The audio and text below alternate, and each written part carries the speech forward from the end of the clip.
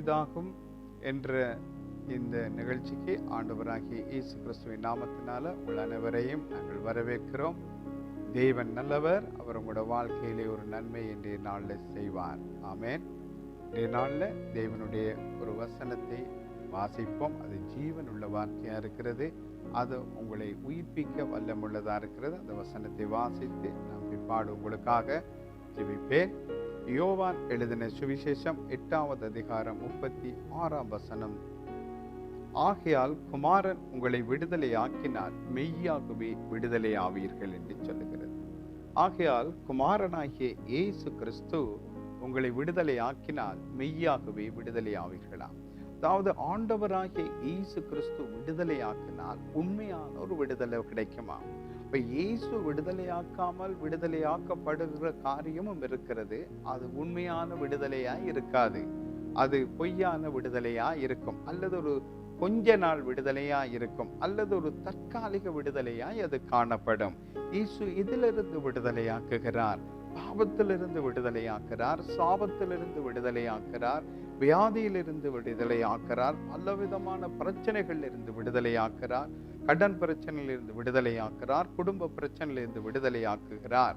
தேவனால் எல்லாம் கூடும், அவரால் செய்யக்கூடாத காரியம் என்று ஒன்றும் இல்லை என்று வேதம் சொல்லுகிறது. ஆதலால் குமாரன் விடுதலையாக்கினால் மெய்யாகவே விடுதலையாவீர்கள். எப்படி அவர் விடுதலையாக்குவார் என்று சொன்னால், ஒரு சிறிய கதை ஒன்றை சொல்லுகிறேன். அதாவது ஒரு தாய் இருந்தார்கள். அவர்களுக்கு 4 சிறு பிள்ளைகள் இருந்தார்கள் என்று வைத்துக் கொள்ளுங்கள். இந்த பிள்ளைகளுக்காக அவர்கள் அன்றாடம் உணவு கொடுப்பதற்காக அவர்கள் ஒரு குறிப்பிட்ட வேலைக்கு போக வேண்டியதா இருக்கிறது.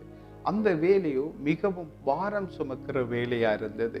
ஒரு கல்லு தொழிற்சாலையிலே அவர்கள் வேலை செய்தார்கள். மிக பாரமான கற்களை அவர்கள் சுமந்து குறிப்பிட்ட ஒரு 20 கிலோ, 30 கிலோ, 40 கிலோ, 50 கிலோ வரை மாறி மாறி அவங்களுக்கு வரும். அப்படிப்பட்ட கல்லுகளை சுமந்து கொண்டு போய் ஒரு குறிப்பிட்ட இடத்துல அவங்க போட வேணும். இப்படியாய் நாள் முழுதும் அவங்க வேலை செய்ய வேண்டும். இப்படியே அவங்க வேலை செய்து வருகிற வருமானத்துல தான் அவங்களோட குடும்ப வாழ்க்கையை நடத்த முடிந்தது. ஒரு நாள் அவங்க அந்த பாரங்களை சுமந்து வந்த போது அவங்களுக்கு வர வர வயசாயிட்டு, சரீரம் பலவீனமாயிட்டு, அவர்கள் இந்த கல்லுகளை சுமந்து கொண்டு வரும்போது ஒரு முறை அவங்க வயசான நாட்களிலே 50 கிலோ 60 கிலோ அப்படிப்பட்ட பாரமுள்ள கற்களை சுமந்து கொண்டு அந்த குறிப்பிட்ட இடத்துக்கு நடந்து போய் போட வேண்டும். அப்படி போகும்போது அந்த பாரம் தாங்க முடியாம, அந்த கல்லுகளுடைய பாரத்தை சுமக்க முடியாம அப்படியே அவங்க அந்த பாரத்தின் நிமித்தம் அழுத்தப்பட்டு கழுத்து அப்படியே அவங்களுக்கு முறிந்து அப்படியே மரித்து போனாங்கள். இயேசு சொன்னார், வருத்தப்பட்டு பாரம் சுமக்கிறவர்களே, நீங்கள் எல்லாரும் என்னிடத்தில் வாருங்கள், நான் உங்களுக்கு இளைப்பாறுதல் தருவேன் என்று. ஆகவே இதிலிருந்து விடுதலை, இந்த பாரம் சுமக்கிறதிலிருந்து ஒரு விடுதலை வேணும். பாவம் என்கிறது ஒரு பாரமாய் அழுத்துகிறது. வியாதி என்பது ஒரு பாரமாய் அழுத்துகிறது. வாழ ஆசைப்பட்டு ஓடி வந்து வாழ துடிக்கும் போது கொடிய வியாதி வருகிறது, கேன்சர் வருகிறது, எய்ட்ஸ் வருகிறது, கொரோனா வருகிறது, இப்படி ஏகப்பட்ட வியாதிகள் வருகிறது. வரும்போது வாழ விரும்பும் போது வாழ முடியாதபடி மரண பயம் வந்து நிற்கிறது. ஐயோ, நான் மரித்து போய் விடுவேனே என்ற ஒரு பயம். இந்த மரண பயத்திலிருந்து என்னை விடுதலையாக்குவது யார்? ஜீவ காலமெல்லாம் மரண பயத்தினாலே அடிமைத்தனத்துக்குட்பட்ட யாவரையும் விடுதலையாக்கும்படி இயேசு மரணத்துக்கு அதிகாரியாகிய பிசாசானவனை தம்முடைய மரணத்தினாலே அழித்தார் என்று வேதம் சொல்லுகிறது. வியாதி என்கிற மரண பயத்திலிருந்து விடுதலையாக்குகிறார் இயேசு. பாவம் என்கிற சுமையிலிருந்து விடுதலையாக்குறார் இயேசு. குடும்ப பாரங்கள் அவைகளை சுமந்து அந்த பாரங்களை இறக்கி வைக்க ஒரு சுமை தாங்கி இல்லை என்று தவிக்கிற ஒவ்வொரு மக்களுக்கும் இயேசு விடுதலையாக்க வல்லவரா இருக்கிறார். ஐயோ, எனக்கு ஒரு விடுதலை இல்லையா? என் குடும்ப வாழ்க்கையில நான் மிகவும் நெருக்கப்படுகிறேனே, நான் மிக கஷ்டப்படுகிறேனே, எனக்கு உதவி செய்ய யாரும் இல்லையே, என்னுடைய குடும்பத்தில் இருக்கிற கடன் பிரச்சனை என்னை நெருக்குகிறது, இதுல இருந்து எனக்கு ஒரு விடுதலை இல்லையே, எவ்வளவு உழைத்தாலும் அந்த பணம் வீணாய் போகிறதே, எனக்கு ஒரு மாற்று வழி இல்லையே, என்னை யார் விடுவிக்க கூடும் என்று கதறுகிறதை பார்க்கிறோம் உலகத்திலே மக்கள். ஒரு முறை ஒரு மனிதன் வியாதியினாலே அவன் இளம் வயது வாலிபனாய் இருந்தான். அவனுக்குள்ள ஆயிரக்கணக்கான கனவுகள் இருந்தது. அவனுடைய எதிர்காலத்தை குறித்து அநேக திட்டங்களை போட்டான். அவன் நன்கு படித்து நல்லதொரு வேலைக்கு அமர்ந்து கொண்டான். ஆனால் திடீரென அவன் ஒரு கொடிய வியாதி பிடித்து கொண்டது. அவனுக்கு வாழ விருப்பம். அவன் எவ்வளவு கஷ்டப்பட்டு படித்து முன்னுக்கு வந்து நல்ல உழைக்கிற ஒரு நிலைக்கு அவன் வந்து விட்டான். இப்பொழுது ஐயோ, நான் மரிக்க போகிறேன்னா, டாக்டர் சொல்லிவிட்டா நீ மரித்து போய் விடுவாய் என்று. ஐயோ, மரண பயமா இருக்கிறது. ஐயோ, நான் வாழ விரும்புகிறேன், சாக விரும்பவில்லை. நான் வேலைக்கு போக விரும்புகிறேன். நான் மரித்து அடக்கம் பண்ணப்பட விரும்பவில்லை. என்னை யார் இந்த வியாதியிலிருந்து விடுதலையாக்க முடியும்? இந்த மரண கட்டிலிருந்து என்னை யார் மீட்டெடுக்க முடியும் என்று அவன் கதறினான். அவனுக்கு ஒரு வழி இருக்கிறது, இயேசுங்கிற ஒரு வழி. இயேசு தான் விடுதலை ஆக்கிறவர். குமாரன் இயேசு விடுதலை ஆக்கினால் மெய்யாகவே விடுதலை ஆவீர்கள் என்று வேதம் சொல்லுகிறது. அவை உங்களோட வாழ்க்கையில விடுதலை இல்லாம நீங்க தவிக்கின்றீர்களா? உங்களோட வாழ்க்கையில எப்படிப்பட்ட சூழ்நிலை இருந்தாலும் விடுதலை என்றது இல்லாம இருக்கிறது. எதை செய்தாலும் அதில் ஒரு விடுதலை இல்லை. எதை செய்தாலும் அதில் ஒரு நிம்மதி இல்லை, அதில் ஒரு சுதந்திரம் இல்லை, அதில் ஒரு ஆசீர்வாதம் இல்லை. எதை செய்தாலும் ஒரு நெருக்கம், எதை செய்தாலும் ஒரு பிரச்சனை, எதை செய்தாலும் அதில் ஒரு வேதனையே மிச்சமா இருக்கிறது. நன்மை செய்தாலும் தீமை வருகிறது. என்ன காரியங்களை நாங்க முயற்சி பண்ணி எடுத்தாலும் அதில் ஒரு விடுதலையை காண முடியவில்லை. விடுதலை இல்லாமல் பாரம் சுமந்து அந்த தாய் தன் பிள்ளைகளுக்காய் வாழ வேண்டும் என்று சுமக்கம் கூடாத பாரங்களை சுமந்து கழுத்து முறிந்து மரித்து விட்டார்கள். அதே போல இன்றைக்கு உலகத்துல அநேக தங்களோட வாழ்க்கையில பல விதமான பாரங்களை சுமந்து தங்களை விடுவிக்க யாருமில்லை. அந்த பாரத்தை இறக்கி வைக்க உதவி செய்ய யாருமில்லை. தங்களுடைய பாரத்தை சுமந்து தங்களை விடுவித்து ஆறுதல் படுத்த யாருமில்லை என்று பரிதபிக்கிற மக்கள் உலகம் எங்கும் இருக்கிறார்கள் தான். அவர்களுக்கு ஒரு விடுதலை கொடுக்கிற தெய்வம், விடுதலை நாயகன் இயேசு கிறிஸ்து. அவர் உங்களுடைய வாழ்க்கையில இருப்பாரானால் இயேசு எப்படிப்பட்ட பிரச்சனையிலிருந்தும் அவர் விடுதலை தருவார். வியாதியிலிருந்து விடுதலை தருவார். பாவ சாப ரோகங்களிலிருந்து அவர் விடுதலை தருவார். பல விதமான மனுஷர்களால் தீர்க்க முடியாத பிரச்சனைகள் இருந்து இயேசு உங்களை விடுவிப்பார். ஏனென்றால் குமாரன் விடுதலையாக்கினால் உண்மையான விடுதலை. பாருங்க, நீங்க அழும்போது உங்களோட கண்ணீரை துடைத்தால் திரும்ப வரும் இல்லையா? இயேசு கண்ணீரை துடைத்தால் திரும்ப வராது. அதே மாதிரி தான் இயேசு மெய்யான விடுதலையாக்குறவர், இயேசு விடுவிக்கிறவர். அவர் உண்மையாகவே உங்களை விடுவிப்பார். ஆனால் இயேசு விடுவித்தால் அது உண்மையான விடுதலை. மீண்டும் அந்த நுகத்தடி உங்களுக்கு வராது, மீண்டும் அந்த நெருக்கம் வராது, மீண்டும் அந்த கஷ்டம் வராது, மீண்டும் அந்த போராட்டம் உங்களுக்கு வருவதில்லை.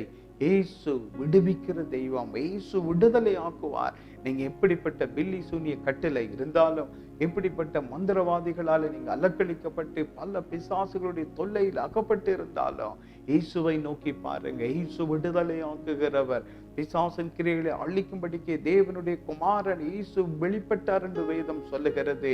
எந்தெந்த காரியங்களையும் கூட வாழ்க்கையில விடுதலை இல்லாமல் நீங்க தவிக்கிறீர்களோ, இன்றைய நாள்ல இயேசுவிடம் பாருங்கள். இயேசு விடுதலை ஆக்குவார், இயேசு விடுவிப்பார். ஐயோ, குடும்ப வாழ்க்கையில விடுதலையே இல்லாம இருக்கிறது என்று தவிக்கிற நீங்க, கணவன் நிமித்தம் விடுதலை இல்லை, மனைவி நிமித்தம் விடுதலை இல்லை, பிள்ளைகள் நிமித்தம் விடுதலை இல்லை என்று தவிக்கிற உங்களுக்கு இன்றைய நாள்ல நீங்க அறியாத இயேசுவை நாங்கள் உங்களுக்கு அறிவிக்கிறோம்.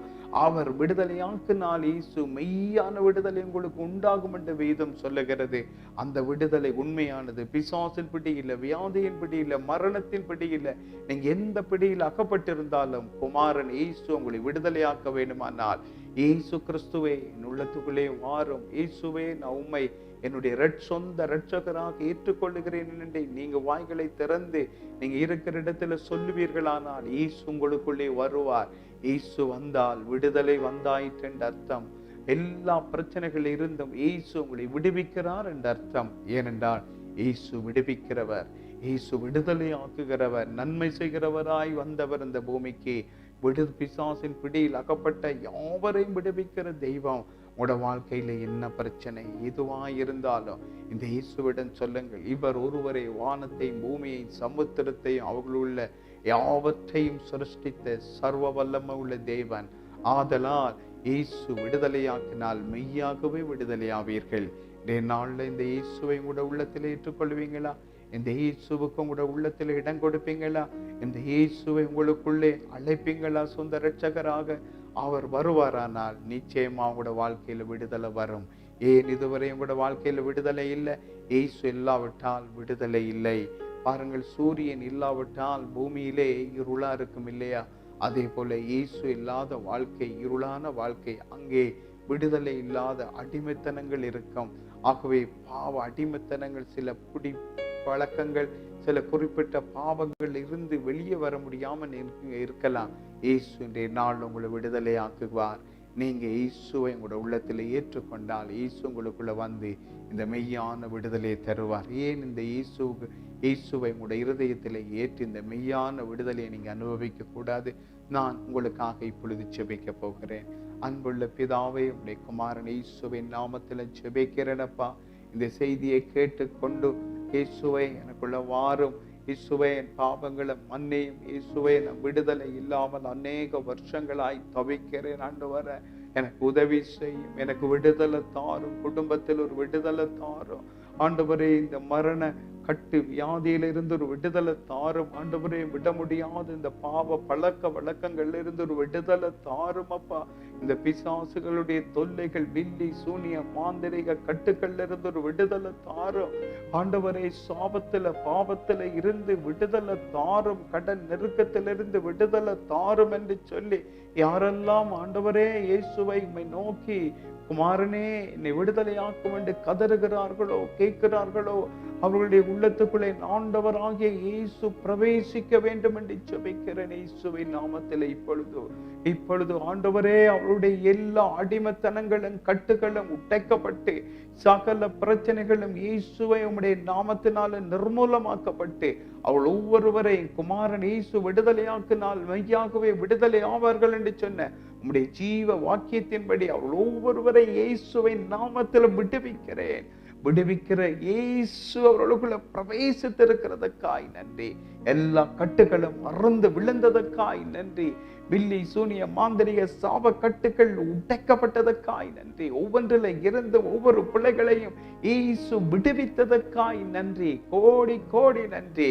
மெய்யான விடுதலை இயேசு தந்ததற்காய் நன்றி. ஒவ்வொருவருக்காய் ஆண்டவரே, அவர்கள் ஒவ்வொருவரையும் உடைய கருத்தில் ஒப்புக் கொடுக்கிறேன். நீர் அவர்களை நடத்தி சொல்லுவீராக நித்திய ஜீவனுக்கு நேராய். இயேசுவின் நாமத்தில் நன்றி செலுத்தி ஜெபிக்கிறோம் பிதாவே, ஆமேன். அருமையானவர்களே, உங்களுக்கு இயேசு கிறிஸ்து உள்ளே வந்து உங்களுடைய இருதயத்துக்குள்ளே இருந்து மெய்யான விடுதலையை தந்துவிட்டார். அந்த மெய்யான விடுதலையை அனுபவியுங்கள். நீங்க பெற்ற விடுதலையை மற்றவர்களுக்கும் தெரியப்படுத்தி ஆண்டவருடைய நாமத்தை மகிமைப்படுத்துங்கள். கர்த்தர் உங்களை ஆசீர்வதிப்பாராக. ஆமேன். எளியோனை கண்ணோக்கி பார்த்தீரையா, பெயர் சொல்லி